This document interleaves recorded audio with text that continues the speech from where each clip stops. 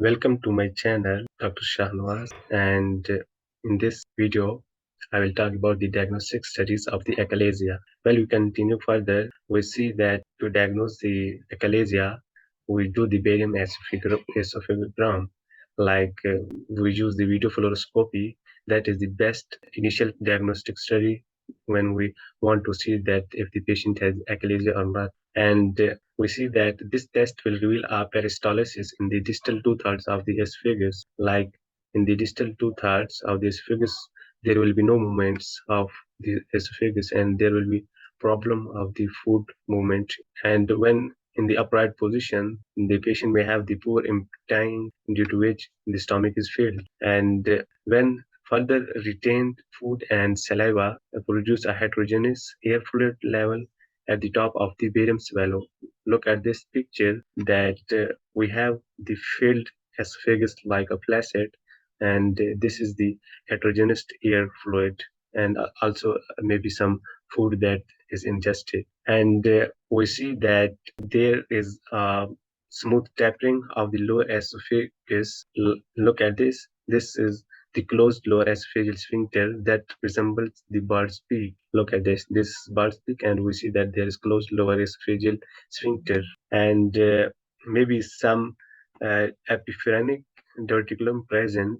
Then we suggest that maybe the patient have the achalasia because this may hamper of the maybe present with the constriction of the lower esophageal sphincter. Actually, the esophagus is dilated with the bird's beak like this, the tapering of the distal esophageal sphincter, and we see that there is filled upper esophagus body. And when we see that as the achalasia disease is progressing, we see that there's late stage achalasia.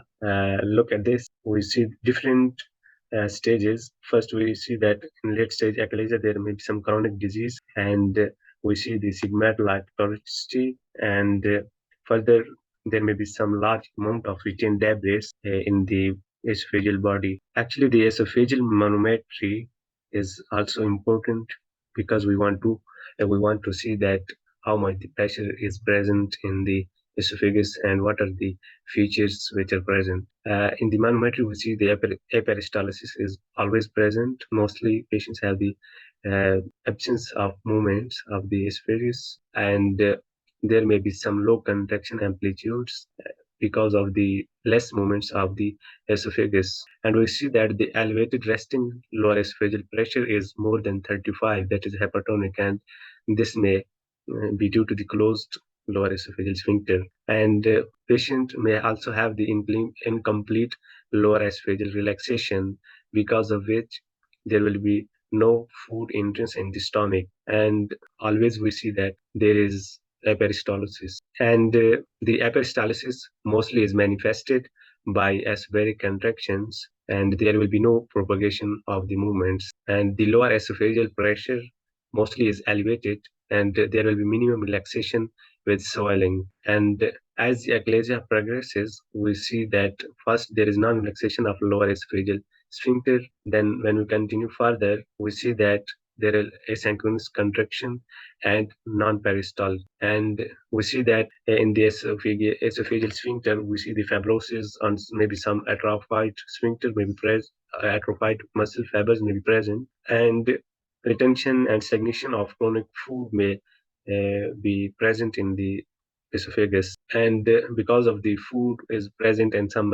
microbes may cause the inflammation of the esophagus, that is the retention esophagitis. What is pseudoaehalasia? That is not the achalasia, like a lower esophageal sphincter is working normally, but there may be some things that resemble to the achalasia. To exclude that is there the true achalasia or not, we should do the upper endoscopy because we should know maybe there's maybe some problem or there may be some tumor in the gastroesophageal junction. And clinically and manometrically, there may be some resembling between the achalasia and the pseudoachalasia.